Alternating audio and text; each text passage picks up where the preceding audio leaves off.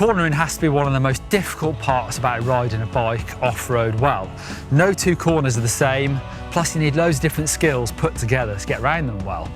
So let's break it down a bit and take a look at how to find grip in almost any corner.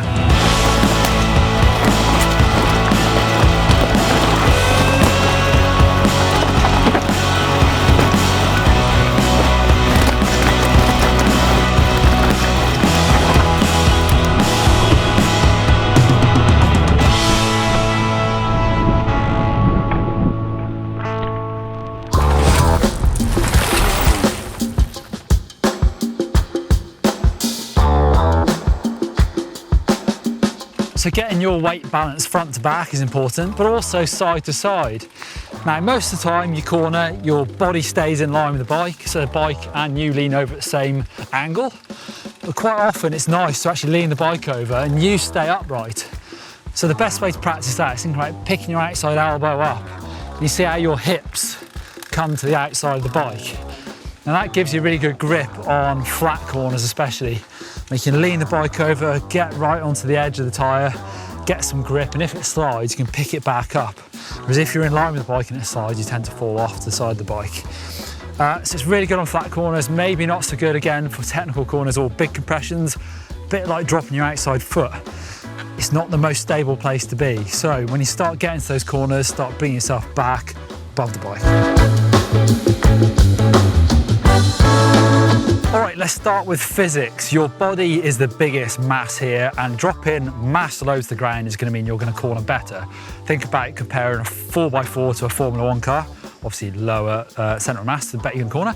So dropping your weight, your body to the bike is good. Dropping your outside foot is even better. However, that isn't going to work in every situation. For example, if it's rough or there's a big compression in the corner, just dropping your weight isn't going to give you any room to manoeuvre or push the bike into the ground. Also, standing on one foot basically isn't a stable place to stand. So on a smooth, wide open corner, definitely do all those things, going to help.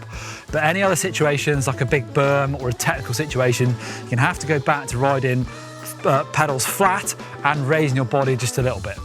More mellow trails, it's going to be easier to ride around corners, of course. Easier to plan your line, look for the grip and ride around smooth and in control. Where things get more complicated is when it's more technical. Of course, that's mountain biking. And you've got different choices of line as well. So this is a good example. You've got inside, plus you've got this outside that goes up high over the roots. You've got to be much more committed to this. You need to be banked into this, because if you're braking hard, it's almost off camber. You've got to turn this into a berm. And then you're opening up that corner, it's probably going to be faster. Inside is more simple, it's easier to ride slower, but when you get to the berm, it's looser on the inside. You're not going to find as much grip as going outside. And that's important because the exit of that corner becomes the entry to this. If you go too wide, you're never going to make it around this corner again and again and again.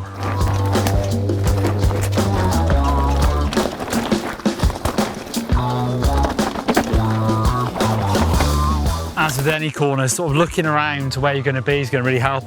Definitely helps here where I'm coming straight out of that and trying to get high for this corner. And obviously in berms, you're going to find more grip than just a flat corner.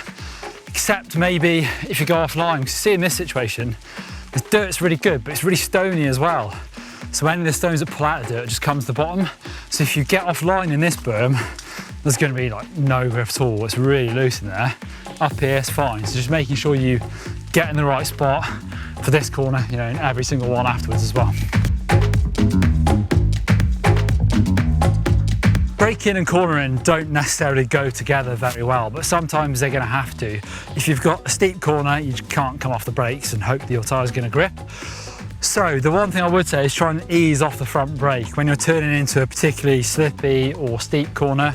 So you try and get that front tyre giving you the best chance of turning into the corner, and then ease off the back as soon as you're in. And then it's a case of trying to get back onto the brakes to slow you down as soon as you can. Sometimes it's a case of not coming off them completely, it's just easing off a bit and then getting back on them.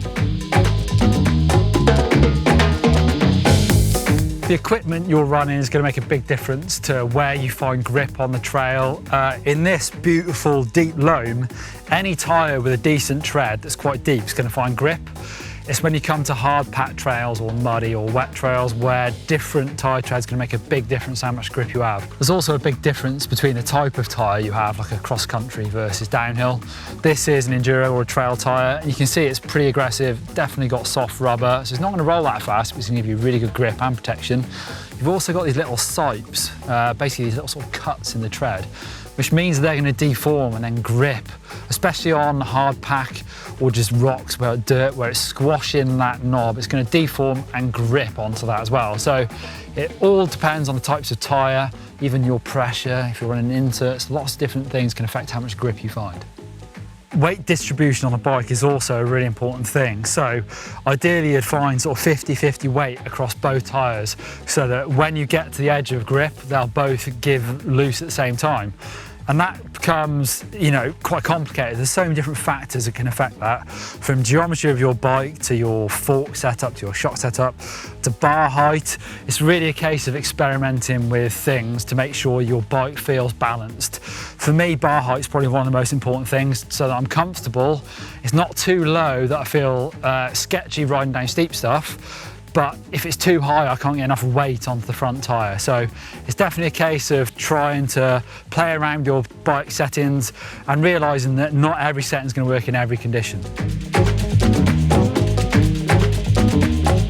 What about corners when there is very little grip, like this one where it's steep, rooty? How are you going to find grip? Well, you're not. Basically, there's a skill to having patience and knowing when and where you can and can't push it. So in this case, you're just going to have to come in nice and slow, try and open up the corner and realise that halfway round, you're probably going to have to come off the brakes a bit, let the bike slide, and that's the only way of doing it. And that really comes from experience, learning what the soil is going to be like, how tight the corner is, to basically work out how much grip you're going to have in that turn. Like anything really, when it comes to riding a bike properly, confidence is going to help you ride better. And I think really proper confidence only comes from riding a lot and feeling like you're improving. So cornering is definitely a good one to try and go out there and practice a little bit. Some of those cornering things where I'm leaning the bike over, they're really easy to practice. You can do that on a car park or a field. You don't need proper corners. So get out there, get practicing, check out some more of our how-tos, a playlist full of hundreds of them. Don't forget to subscribe and hit that notifications as well so you know when we've got a new upload. See you later.